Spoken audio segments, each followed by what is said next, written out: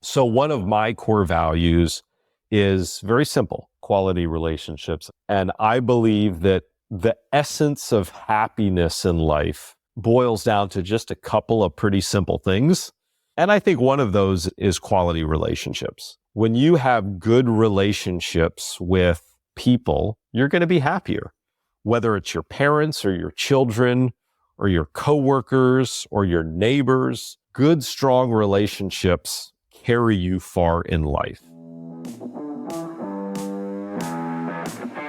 Chad Peterman here, and you are listening to Can't Stop the Growth, a platform for leaders and teams to grow and thrive. We highlight the importance of personal development, pursuing greatness, and always chasing your potential. Let's get into it. Hello, and welcome to another episode of Can't Stop the Growth. I'm your host, Chad Peterman, and today I have a good friend of mine that I've learned a ton over the years when it comes to building companies, building culture, and making sure that you are the employer of choice, regardless of industry. Really excited to chat with him today, given that 2023 in the home services has been a tough year, and it hasn't been easy. And 2024 looks to be potentially presenting a lot of the same obstacles. Where there are obstacles, there are opportunities. And a lot of that hinges on the culture that you build within your company. There's no better person that I know to talk about how to build culture within your company based on what he's done in his career, the people that he's interacted with, and the company really that he has built that I've looked up to for many years now. And really excited to have him on the podcast. Without any further ado, would like to welcome the founder and CEO of Advantage Media Group, Adam Witty. Welcome to the podcast, Adam. Chad, thanks for having me. This is one of my favorite things, talking about creating a culture your team wants to be a part of, that motivates and engages them to do their very best work each and every day and over deliver for customers. Man, I could talk about this topic till the cows come home. So thanks for having me. This is going to be a lot of fun. Yeah, absolutely. And as I said, I've learned a ton from you about building culture within our company. Why don't you, for the listeners, just because you're not technically from the home services industry, but you know a lot about a lot of industries and have interacted with a lot of people, maybe give the listeners a little bit of background on what it is that you do and some of the things you've done throughout your career, just to give them kind of a basis for who you are and where you come from. Yeah, so I've been an entrepreneur and a CEO really my entire life. I started my first business when I was in college at Clemson out of my dorm room. And trust me, I didn't know, as my mother would say, shit from shinola. And, you know, the great thing about entrepreneurship is you figure it out. And if you don't figure it out, you go out of business. And so there's this forcing mechanism of, hey, we've got to learn, we've got to listen, and we've got to iterate. It's okay to make a mistake, but you just can't keep making that same mistake over and over again. You've got to learn from it. You've got to improve. And so I started my first business when I was in college. The company was called Ticket Advantage. It was a marketplace to buy and sell unused sports tickets. For those of you that have ever heard of StubHub, it was a similar business to StubHub. Now, I didn't have the success that StubHub had. And while I didn't have a big exit, I did really kind of get an MBA, if you will, from the School of Hard Knocks. I learned a lot about myself. I learned a lot about human psychology and people. And I learned a great bit about business and how to serve customers through that first business. I graduated from Clemson. I was a starving entrepreneur. So I thought, if I'm going to starve, I'll at least starve at the beach. And that's what brought me to Charleston, South Carolina in 2004. I started my next business, which is actually the business I run today, Advantage Media, in 2005. Our business is all about helping CEOs, helping entrepreneurs build their authority, become thought leaders, and share their expertise with the world. We do that by helping entrepreneurs and CEOs write and publish and market books, launching them into the world as the most powerful educational tool in the world. That is a book. And then we also help those same CEOs build their authority through public relations, through digital media, through serialized content, through audio and video media too. And of course, Chad, we've had the pleasure to serve you, not just with your first book, but now with your second book, helping you take your expertise and share that with others through publishing and through authority building. So that's the business I run today. But along the way, I've been involved in other businesses. I ran as the CEO a company called Magnetic Marketing for about 3.5 years. Some of you perhaps have heard of business guru, marketing legend Dan Kennedy. Magnetic Marketing was a marketing education company founded by him. I also owned and operated a software business in the dental space for a couple of years called M Live. And today, kind of on the side, when I'm not helping my wife raise our wonderful son, I'm a partner in a boutique hospitality company called True V Collection, which owns and operates boutique hotels in the southeastern United States. Now, my main thing is Advantage Media. That's what I do 8+ hours every day, but certainly probably like a lot of listeners, I've had my hand in a number of different pots in the entrepreneurial and business world. Yeah, absolutely. And I think the big thing and why I thought it was extremely important to have you on the podcast was while you've been involved in a number of companies and probably will continue to be into the future, I think one of the things that I've learned from you most is the importance of culture within any company you run. So whether you sell books or whether you sell furnaces, at the end of the day, building a culture that your people want to come to and are able to perform at their best is critical to your success. So if you don't mind, give us a little bit of background and kind of, you've had these business ventures, started in college, moved throughout it. What are the couple of things that you've learned about culture and its importance in the success of the business that you could share with some of the listeners? To create a great culture in a business, it starts with enlightenment. And that enlightenment comes to the CEO or the founder. And I did not start out as an enlightened founder. It was a long journey to get there, learning from things that went right, learning from things that went wrong, modeling myself to people that I admired from afar. And what I can tell you is this. I think the enlightenment journey began many, many years ago, probably 15+ years ago. I've been in business now for 18 years as an entrepreneur and CEO, and probably 3 years in, at the time, there was a lot of hubbub around this term called hump day. Those of you probably know what hump day is. It's Wednesday, and it's kind of a derogatory term that like, oh man, half the week is over the hump and I'm getting closer to the weekend. And I bet a lot of you also know the term TGIF, kind of made popular probably in the 90s, which was this idea of thank God it's Friday. And when I really started thinking about hump day and TGIF, I came to this conclusion that, these two colloquialism terms were popular because many people just hated their job. They hated what they did for a living, and they were counting down the days to get to the weekend. And I really thought to myself, like, man, how sad is it that we live in a world where so many people live for 2 days and they get through the next 5 just to get to 2. And, how sad is it that on Sunday evening, people get the heebie-jeebies and are like, oh God, I got to get up and go to work tomorrow. And as I thought about that, I realized that, I was the boss. And if I wanted to change that, it would be up to me. And I had the power as the leader of the organization to change that. And so I really got interested in studying culture. Why was it that companies that had great cultures perform better? How do you create a great culture? What are the building blocks? What are the ingredients? Does the CEO really matter? I don't know.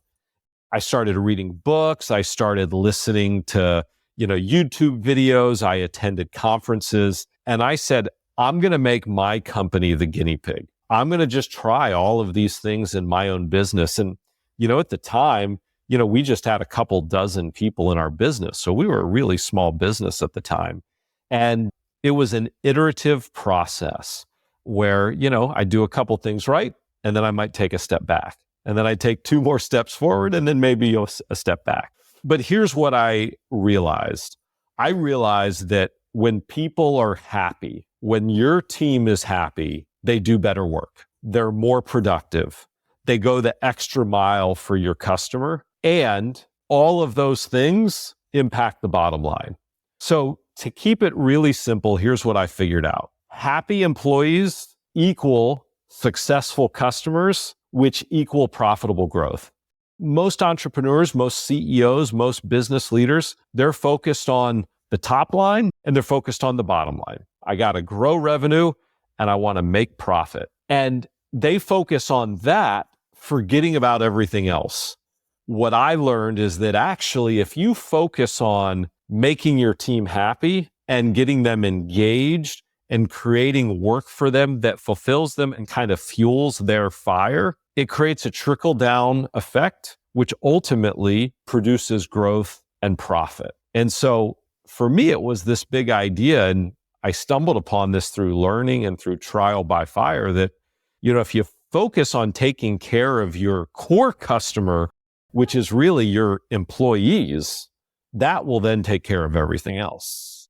I think you hit the nail on the head. In the home services space, we always talk and tell our field professionals, provide good customer service and the revenue will follow. Don't focus on the revenue. Don't focus on selling a customer something that they may not need or just to get your bonus or whatever it is. It's just provide great customer service. And I think the one thing, much like you've learned, is that as the leader of a company, it's your job to provide great customer service to the people that work on your team, and the growth will follow. And sometimes when we lose track of that and all we're focused on, as you said, is top line and bottom line growth, and we forget about the people, one of the biggest lessons I've learned as a CEO is that as the leader, you don't get to do the work anymore. People have to do the work. And to your point, they have to be happy. They have to be engaged. They have to want to provide that great customer service because that's what they're getting from their leader.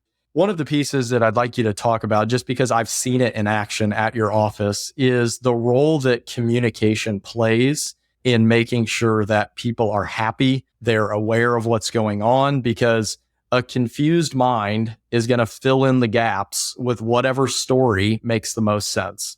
Tell us a little bit about how you guys utilize communication, and then maybe your experience of, maybe where there was a time of lack of communication and how that created unrest and a bunch of different storylines that you had to put to bed or clarify or something of that nature.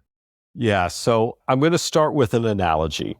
Everybody listening to this podcast, if you're running a business, think about your business as a rowboat that's in the water, and every single person on your team is in that rowboat with you, right?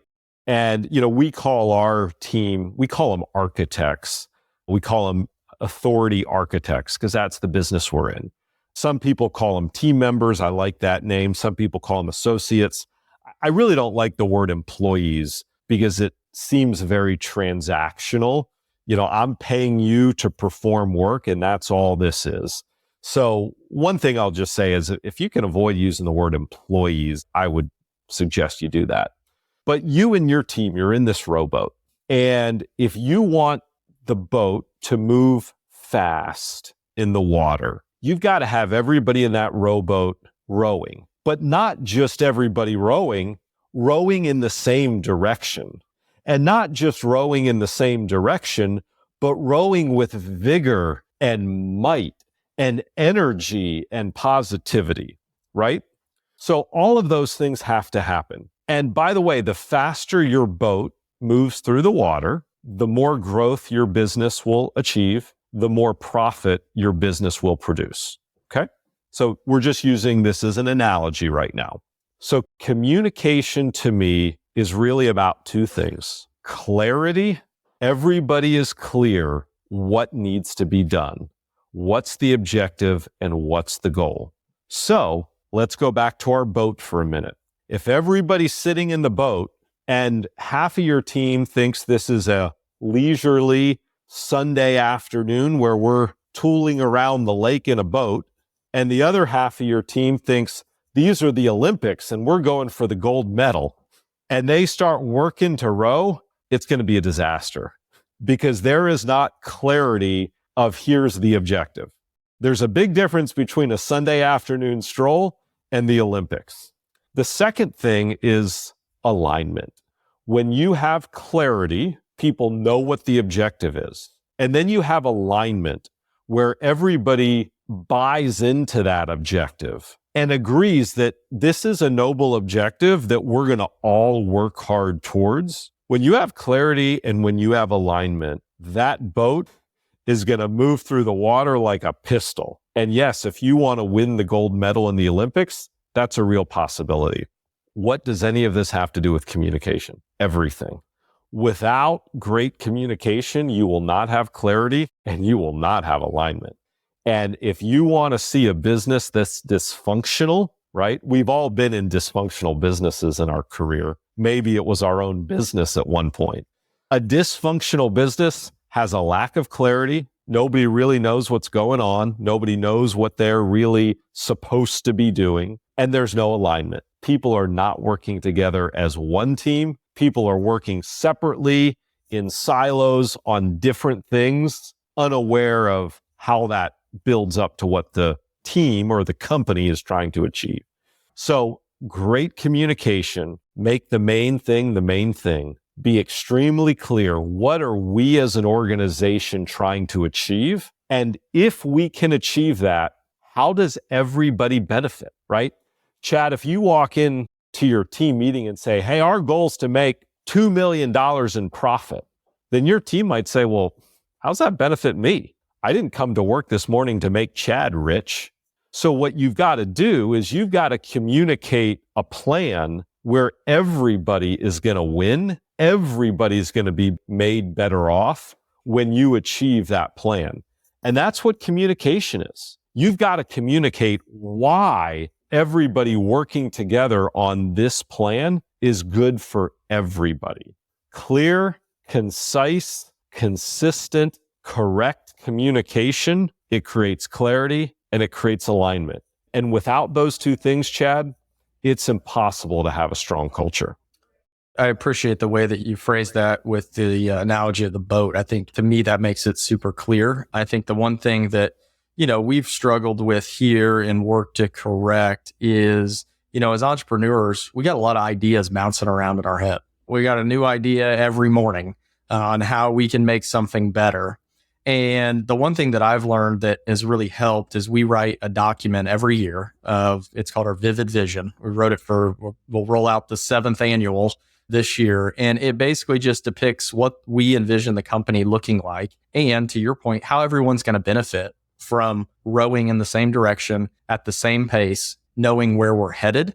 And to me, as entrepreneurs, that's one of the toughest things because we have all these ideas and we expect our team to know what's in our head. And until we write it down, until we communicate that effectively in a clear and concise manner, they're never going to know. And they're good with going wherever. They trust in you that we're going in the right direction, but they need to know where they're going.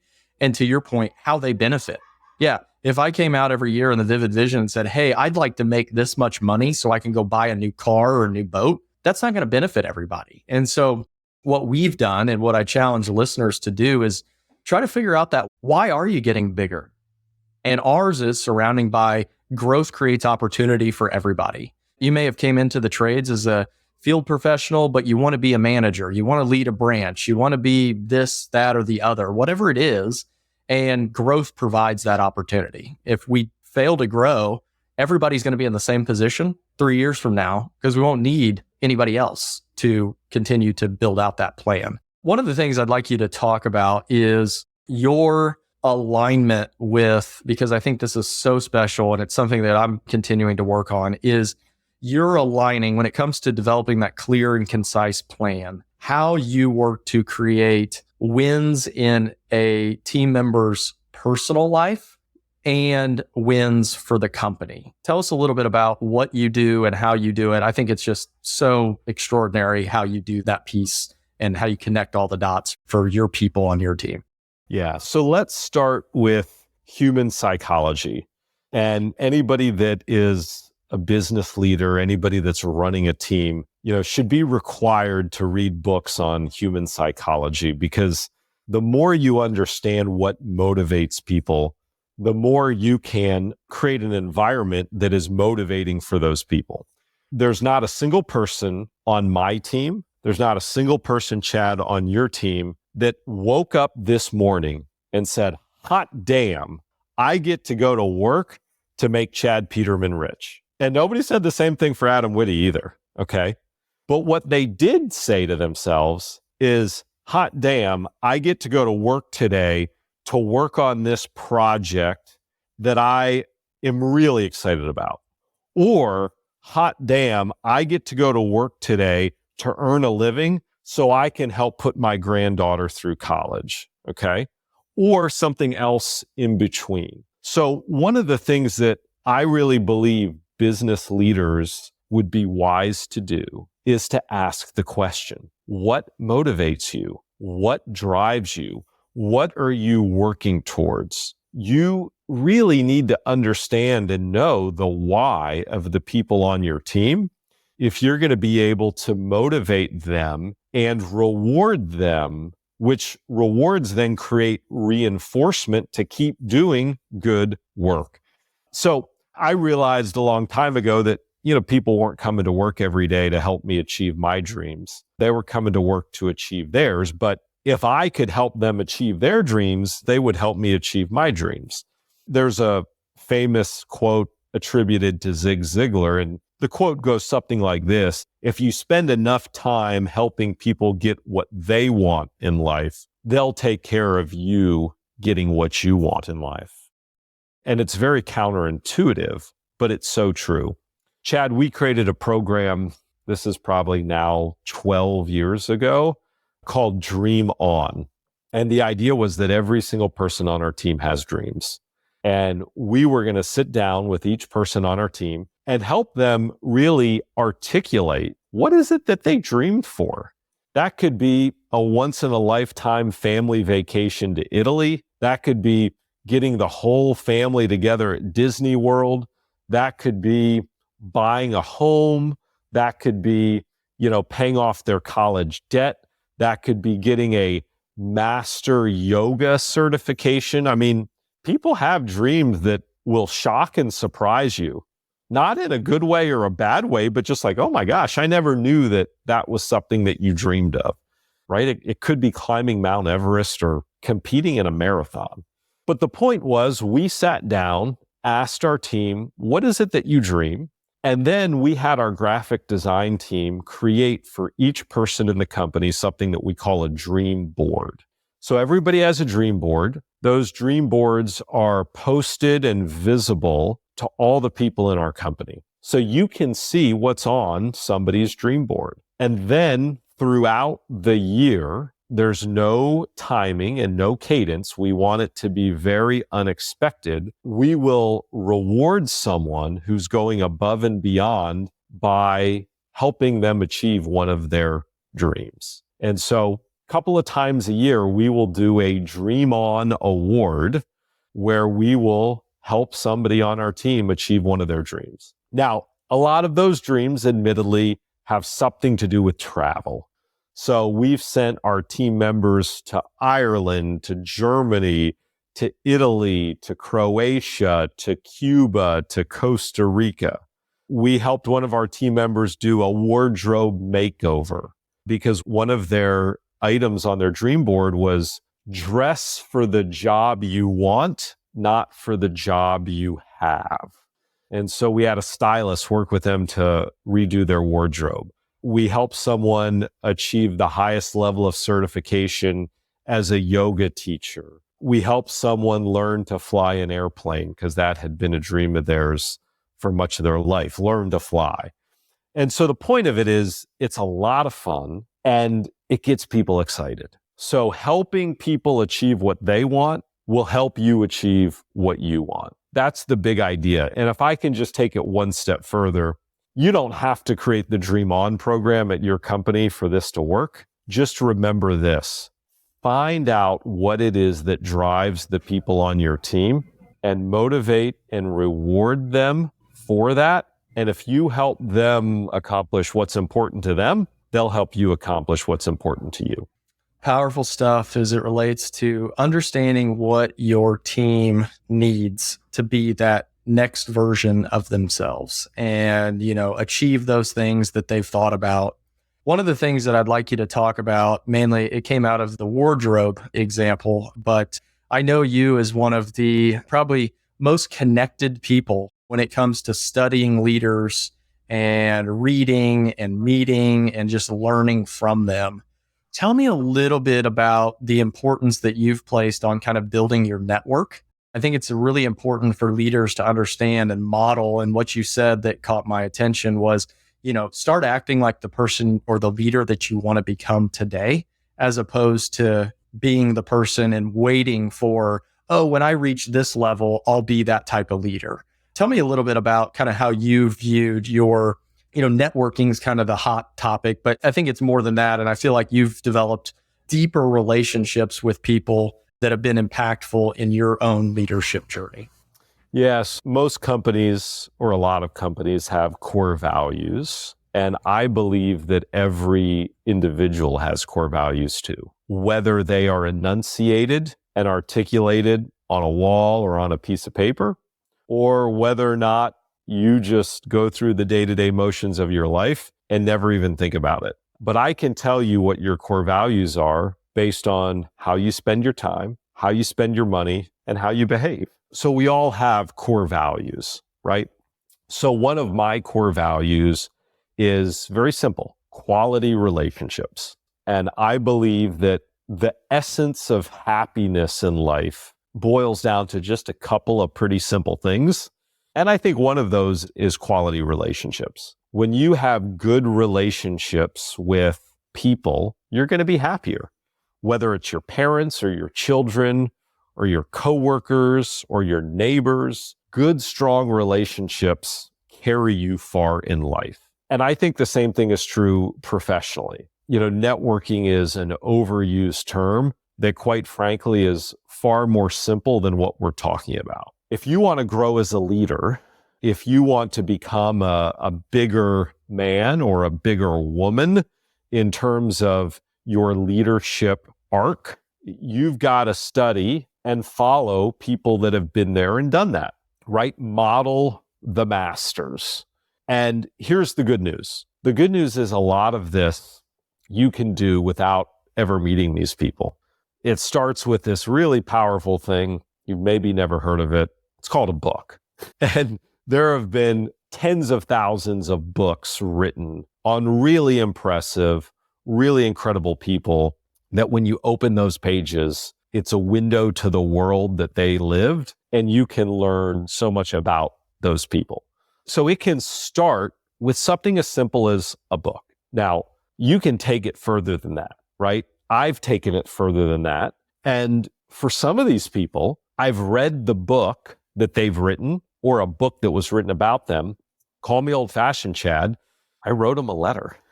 And I told them how much I learned and got and gained from the book. And then I'd usually follow up with a question or two. It was that very tactic that got me a lunch in 1998 with Pat Williams, who's the founder of the Orlando Magic basketball team. And Pat has been a great mentor to me now for well over 20 years. And it started when I read one of his books. A very similar thing happened with a guy named Alan Mulally, who was the CEO of Ford Motor Company and Boeing Commercial Airplanes. I read a book that was written about his leadership of Ford during the great financial crisis of 2008 and 2009. And I wrote him a letter, and he replied back. And very fortunately, both Pat and Alan are two mentors that have shared their wisdom with me. Here's what I will tell you. You will be surprised at how giving other leaders are of their time if you have a genuine interest in learning from them so you yourself can become a better leader. And it's rare. You would think a guy as famous as Pat Williams or Alan Mulally would get more fan mail than you can imagine, but they don't get as much as you think. And when they get contact or letter or email from somebody that genuinely wants to learn, wants to be a better leader, what I found is it makes an impression upon them. So it doesn't have to be a national figure. It could be somebody in your community, right? Is there a company in your community that you've always admired that has the respect of everybody in the community? that would probably be a person that perhaps a lunch meeting or a cup of coffee is in the cards. I would guess it is. And what you might find is that person could be the next great mentor, the next great teacher for you on your leadership journey. Absolutely. I think that's so well said and just great advice. I've always told people that I got a lot of mentors and they don't know that they are my mentor. And it's kind of an awkward conversation when you do make that connection. You start talking to them, be like, yeah, I've kind of followed you for quite some time and, watched everything you do. But I think there's so much power in finding those people that have achieved great success or, are looked at as kind of a revered leader that you can start emulating. There's a gentleman that I always call my mentor. He let me into his business in 2018, believed in me enough to spend the whole day with me and teach me. And, he's a guy that I'll shoot a text message. I actually just did a couple of weeks ago and just said, hey, I just want to thank you and know that your belief in me has provided employment for almost 600 people here at our company.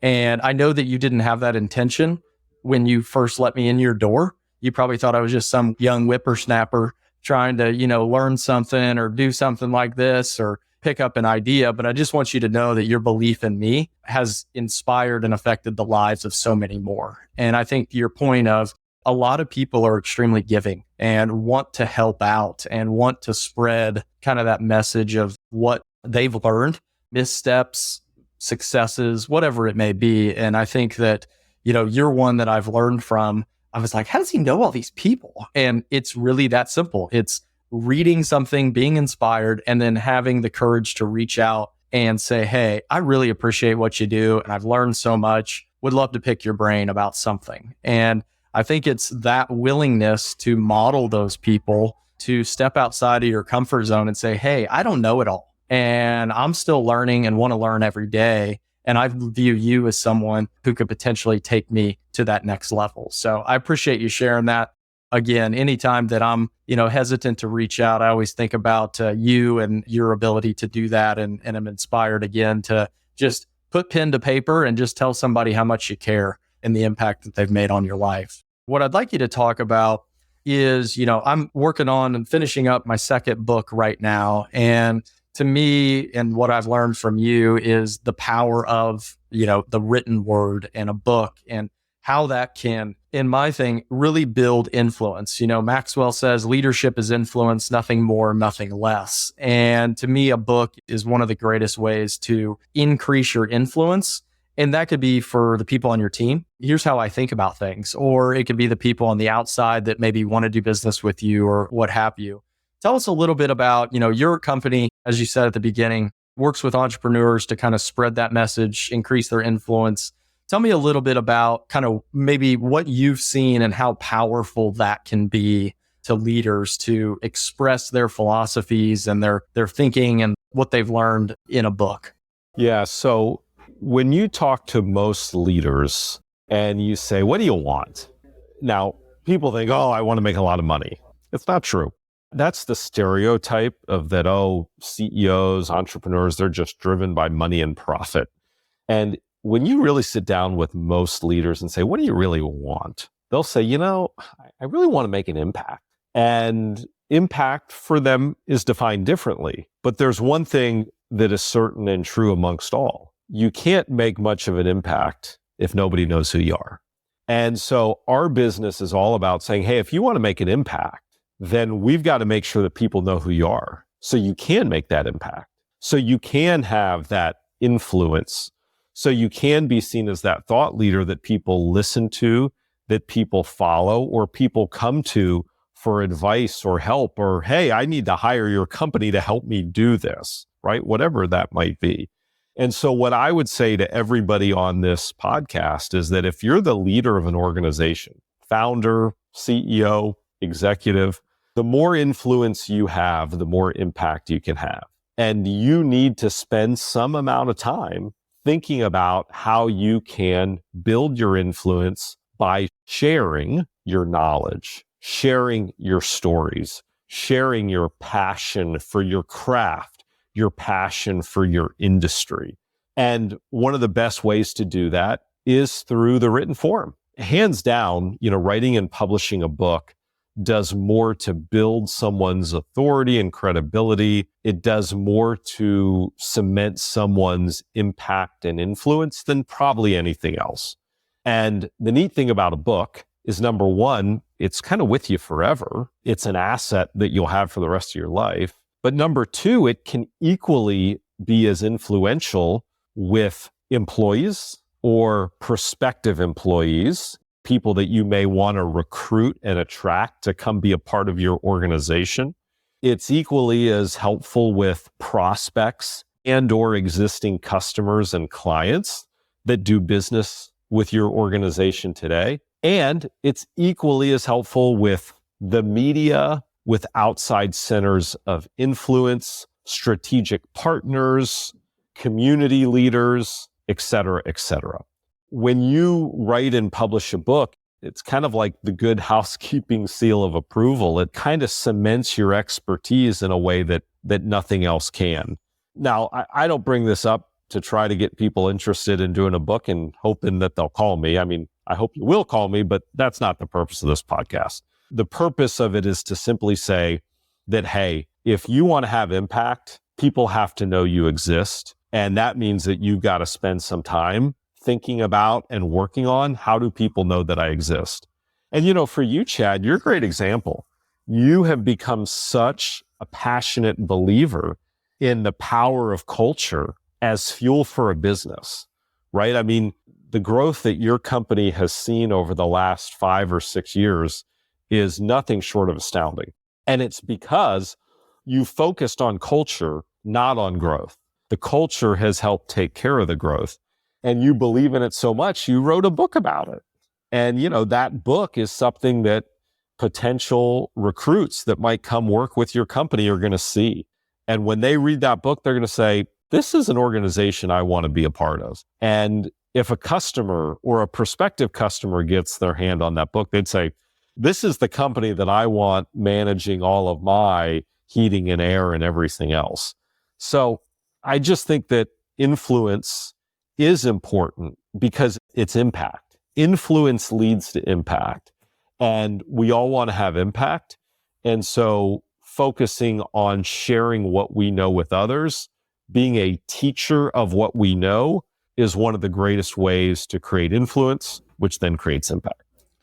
Such a powerful statement. I think as you said early on, a lot of CEOs and leaders of businesses, their true goal is not to just make as much money as they humanly possibly can. Their goal is to make an impact. And, to your point, we're going to launch a location in Louisville, Kentucky here in about a month's time from recording this. And the way that I found the leader was simply posting on LinkedIn and the podcast and the book and all of this. And the gentleman reached out to me and said, hey, if you ever come to Louisville, Kentucky, I want to work at your company. And I said, well, let's meet. This sounds like a great opportunity. And I can tell you that a lot of our people that we've brought on have, and this is just a testament to what you just said, a lot of those people, we send them a copy of the book. We let them know this is what we're about. And to me is letting people know, and you may be in a position where you're like, I don't know much, guess what? People look to you as a leader. And if you want to truly be a leader, making that impact and making that positive kind of statement in your industry and across industries is only going to lead to your business growing better. It's just like we talked about at the beginning. Provide great customer service and the growth and the revenue will follow, undoubtedly, regardless of that's, through a book, through posting on social media, through helping people, through letting people visit your company, whatever it may be. If your goal is to make an impact, the rest will take care of itself. And I think that's just so powerful. And obviously, with your company and the way that you're helping people achieve that impact, I think is so powerful. And that's why I've turned to you for both books, that the second one that'll be launched here just in a couple of months, which is exciting.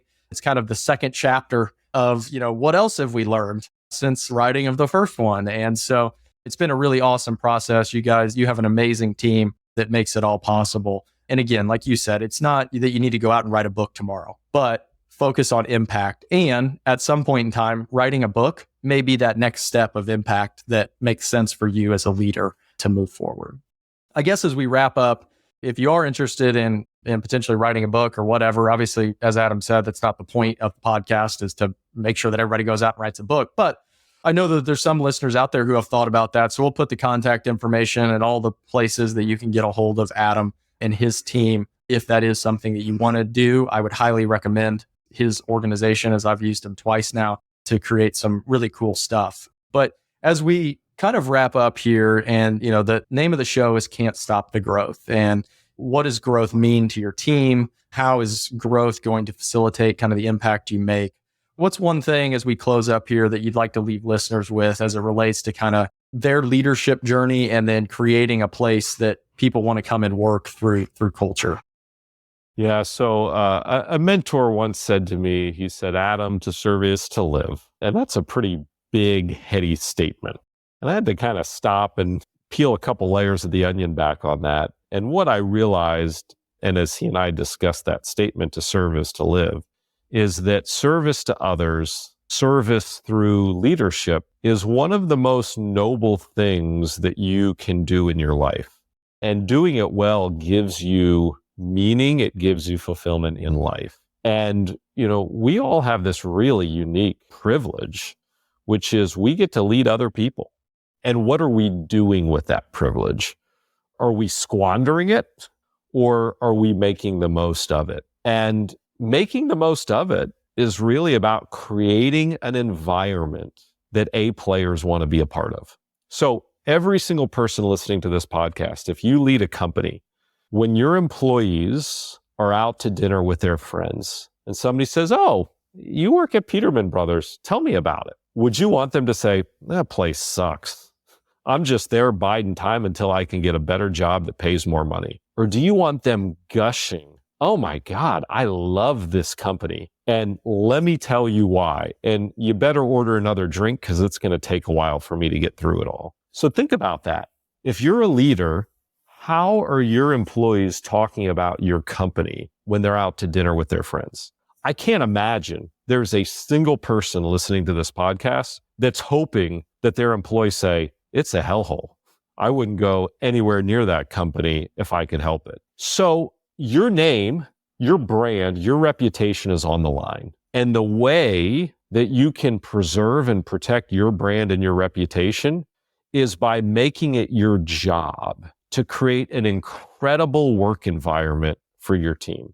As you think about your future, ask yourself this question: what am I doing each and every day to create a work environment where my employees are bragging about our company to their friends over dinner? And if you make that your mission over the next year, I promise you good things are going to happen.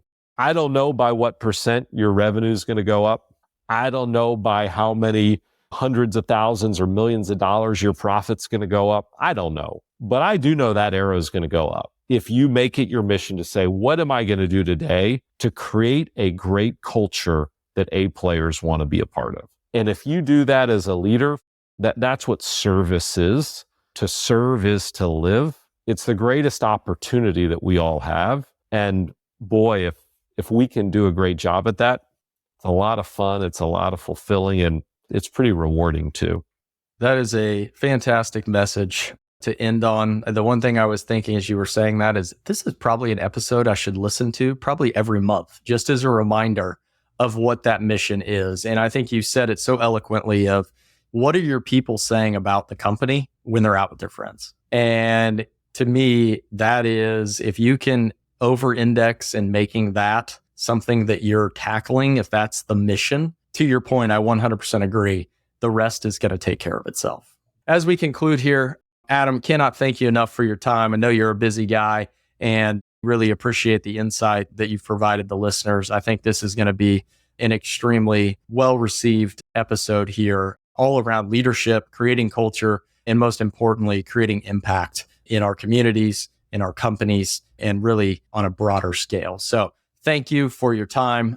Excited for the listeners to hear this. As always, out there, you can't stop the growth. And you can do that and ensure that that is the case by focusing on a lot of the things that Adam spoke about today. So thanks again, Adam. And until next time, we'll talk to you. Bye-bye. Thanks for tuning in. If you'd like to get connected, you can find me at chadmpeterman.com. To see what our team's up to, you can visit petermanbros.com. As always, keep growing out there.